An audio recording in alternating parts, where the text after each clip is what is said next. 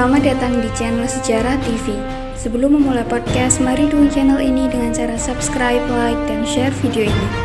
Tema podcast pada hari ini saya akan membahas mengenai sejarah peristiwa Puputan Margarana. Sejarah perang mempertahankan kemerdekaan Republik Indonesia di Bali terwujud dalam Puputan Margarana tanggal 20 November 1946. Ini adalah pertempuran habis-habisan yang dilancarkan kaum pejuang dan rakyat Bali melawan pasukan Belanda yang ingin kembali berkuasa.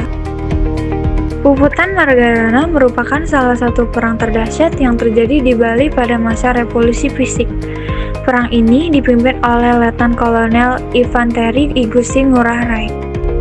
Puputan Margarana menjadi medan perang perjuangan rakyat Bali yang tidak ingin dijajah lagi oleh Belanda. Kemerdekaan yang diproklamirkan pada tanggal 17 Agustus 1945 bukan berarti Indonesia langsung dapat menjalani kehidupan sebagai rakyat yang merdeka dan berdaulat dalam situasi aman dan damai.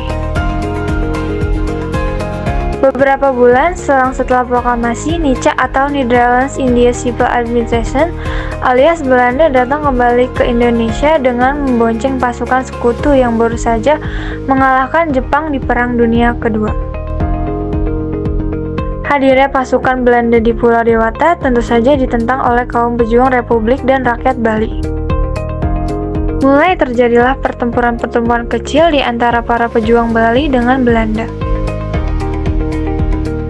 NICA mengajak perundingan melalui surat dari Letnan Kolonel GBT Koing kepada I Gusti Ngurah Rai selaku Kepala Divisi Tentara Keamanan Rakyat untuk wilayah Sunda Kecil atau Bali Nusa Tenggara dan sekitarnya.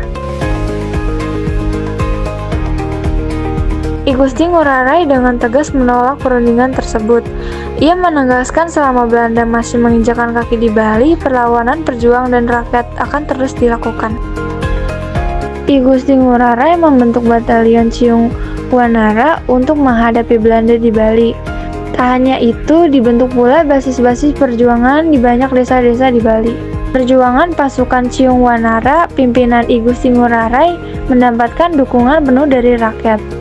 Tanggal 19 November 1946 malam hari, senjata prajurit NICA yang sedang berada di Tabanan direbut oleh tentara rakyat pimpinan I Gusti Ngurah Rai. Aksi ini membuat Belanda murka. Pagi-pagi buta tanggal 20 November 1946, Belanda mengerahkan pasukan dan mengepung desa yang menjadi pertahanan tentara rakyat Bali. Terjadilah aksi tembak-menembak yang membuat Belanda agak terdesak.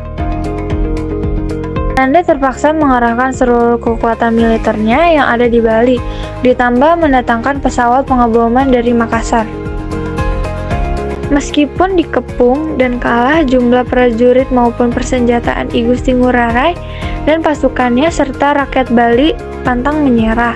Mereka bertekad tidak akan mundur sampai tetes darah terakhir. Komando Puputan diserukan.